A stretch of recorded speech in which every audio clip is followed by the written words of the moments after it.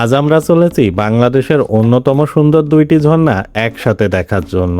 মাধবকুণ্ডু এবং পরীকুণ্ডু এই দুইটি ঝর্ণা সিলেটের মৌলভীবাজারে অবস্থিত অন্যতম সুন্দর এবং আকর্ষণীয় জলপ্রপাত।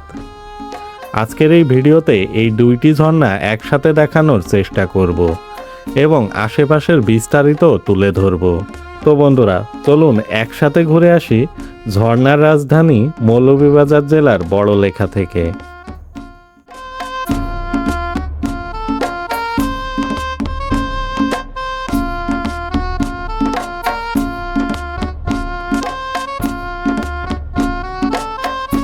তো হ্যালো বন্ধুরা, আমি এখন আছি মাধবকুণ্ডু ইকো পার্কের সামনে, যেটা মৌলভীবাজার জেলার বড়লেখায় অবস্থিত। আর আমরা এখন ভিতরে প্রবেশ করব। তবে এখানে কিভাবে আসলাম সে সম্পর্কে বিস্তারিত ভিতরে প্রবেশ করার পরেই আমি বলছি। তো চলুন আগে টিকিট কাটি, তারপর আপনাদেরকে বিস্তারিত জানাচ্ছি। প্রধান ফটকের ঠিক বাম পাশে রয়েছে টিকিট কাউন্টার। জনপ্রতি 20 টাকা দিয়ে আমরা টিকিট সংগ্রহ করি এবং মাধবকুণ্ডু ইকো পার্কের ভিতরে প্রবেশ করি। মূলত এই ইকো পার্কের সর্বশেষ সীমানায় অবস্থিত মাধবকুণ্ডু জলপ্রপাত।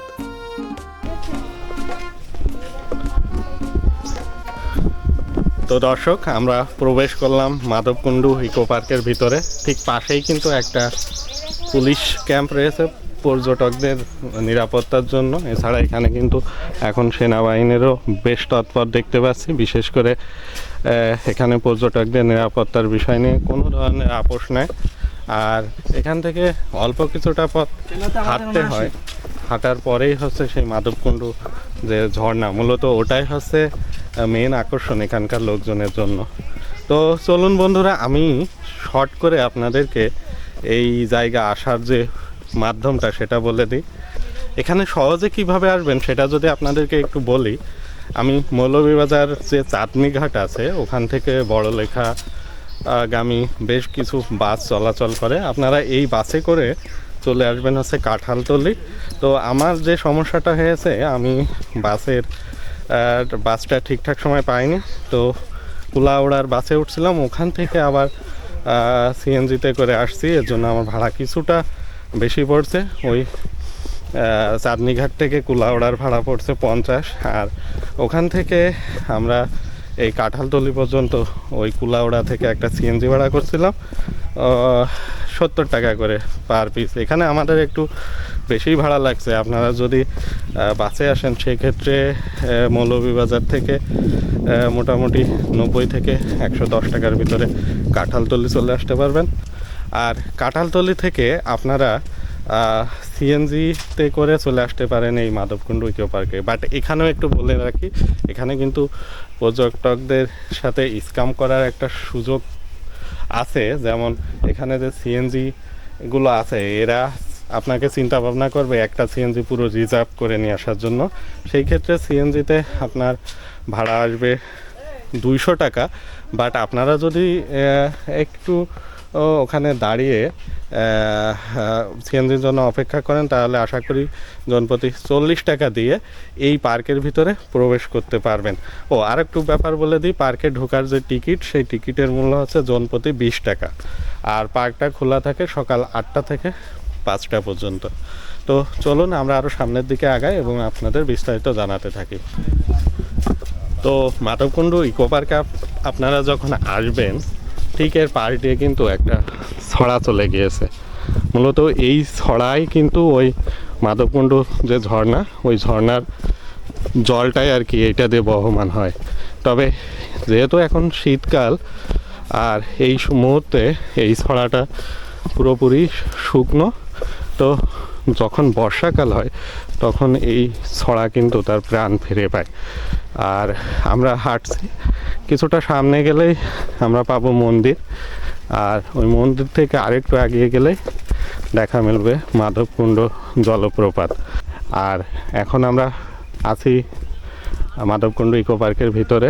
এখানে বসার জায়গাও আছে বেশ কিছু, তবে আমাদের মূল গন্তব্য আছে যে ঝর্ণা, সেখানেই। তো সাথেই থাকুন, সামনের দিকে যায় এবং আপনাদেরকে দেখাতে থাকি। তো আমি এখন আছি শ্রী শ্রী মাধবেশ্বর মন্দিরের ঠিক সামনে। এটা ওই মাধবকুণ্ড যে জলপ্রপাত আছে তার সামনেই বাদে ভিতরে যাব। তো তার আগে চলুন এই মন্দির সম্পর্কে আমরা কিছু তথ্য জেনে নিই। মাধবকুণ্ড ঝর্ণা যাওয়ার পথেই দেখা মেলে শ্রী শ্রী মাধবেশ্বর মন্দির।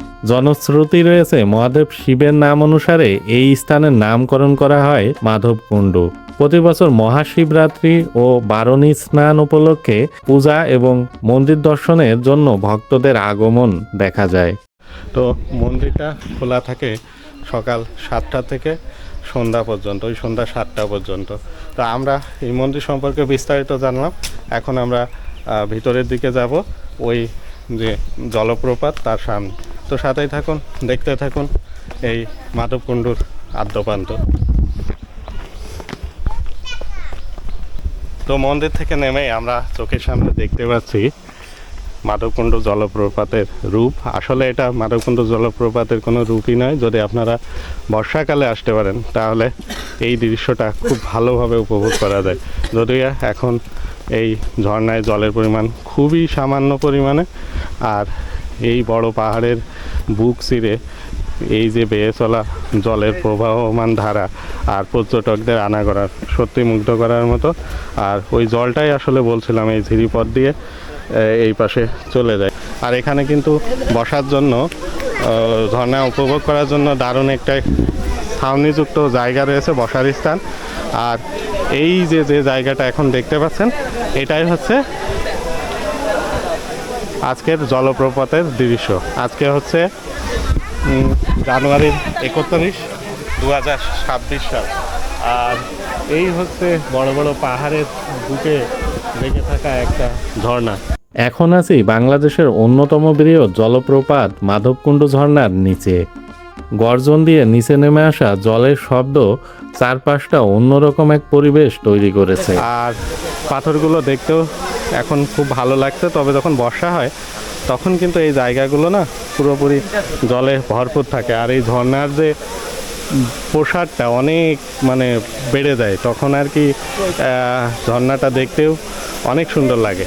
আর এই ধরনের ভিডিও আমার চ্যানেলে আছে, কারণ আমি কিছুদিন আগেও এখানে ঘুরে গিয়েছিলাম। সেই ভিডিওটাও যদি দেখতে চান আমি লিঙ্ক দিয়ে দিচ্ছি, ওটা থেকে দেখে নিতে পারেন।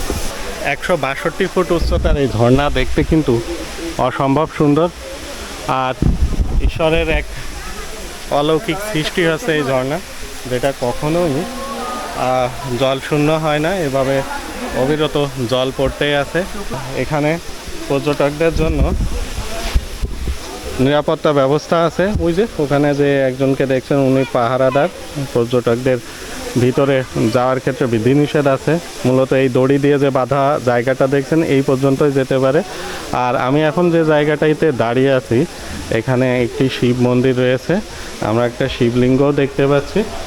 আর এর ঠিক পাশেই কিন্তু রয়েছে একটি গুহা আকৃতির জায়গা। এটা দেখতে কিন্তু অসম্ভব সুন্দর। এই যে এইটা অনেকটা গুহা, এর ভিতরে কিন্তু অনেকটাই যাওয়া যায়। তো এখান থেকে হয়তো এই শিলাগুলো, কঠিন শিলাগুলো ভাঙছে, এটা কি গুহা আকারে তৈরি করছে কি না।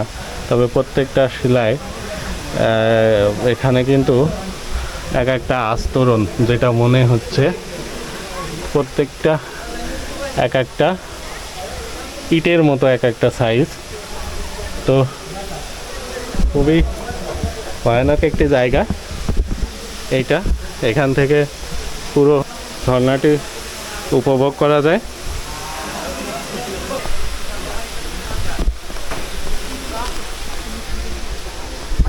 আর ঠিক এর উপরেই রয়েছে কিন্তু বিশাল আকৃতির পানপুঞ্জি, আর ওই সাইডে রয়েছে খাসিয়াপুঞ্জি, আর ঠিক এর অপোজিটেই রয়েছে পরিকুণ্ড ঝর্ণা। তো এই আছে মোটামুটি আজকের পরিবেশ। আজ হচ্ছে 31 জানুয়ারি 2026।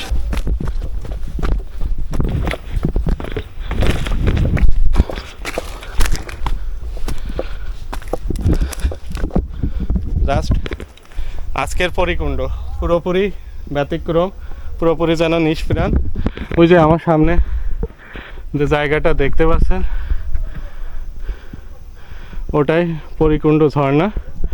তবে জল না থাকায় পুরো ঝর্ণাটি নিষ্প্রাণ, আর পুরো জায়গাটি অনেক উঁচু উঁচু গাছগাছালিতে ভরা। যেহেতু ঝর্ণায় কোনো জল নেই, তাই আমরা ভিতরে যাব না, এখান থেকে বের হয়ে যাবে।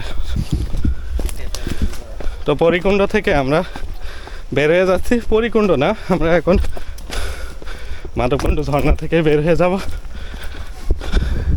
এটাই হচ্ছে মাধবকুণ্ড ঝর্ণার যে ঝিরিপথ সেটা, আর এটা হচ্ছে পার্ক।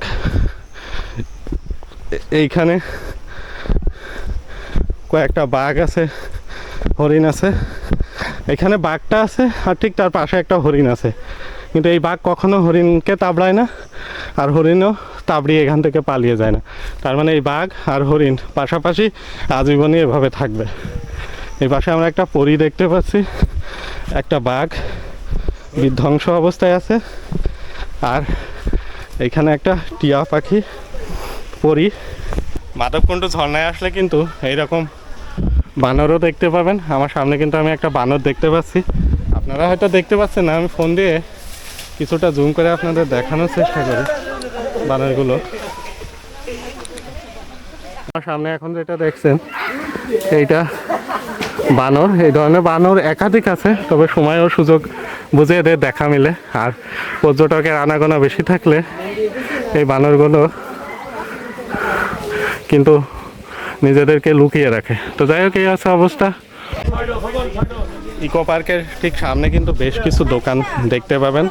এই দোকানে কিন্তু পর্যটকদের আকর্ষণ করার জন্য এই ধরনের ট্যুরিস্ট ক্যাব, তারপরে অনেক খেলনা সামগ্রী রয়েছে। এছাড়াও রয়েছে এখানে হস্তশিল্পের বেশ জিনিসপত্র, আর এই পাশে আছে জেলা পরিষদ আধুনিক ডাক বাংলো রয়েছে, আর সিট কাপড়ের দোকান অনেক রয়েছে। তো দর্শক, এই ছিল মাধবকুণ্ডের সব কিছু। আশা করি ভিডিওটি ভালো লাগছে, আর ভিডিওটি যদি ভালো লাগে তাহলে আমার চ্যানেলটির পাশেই থাকবেন। দেখা হচ্ছে নতুন কোনো ভিডিওতে। সে পর্যন্ত ভালো থাকুন, সুস্থ থাকুন, টাটা।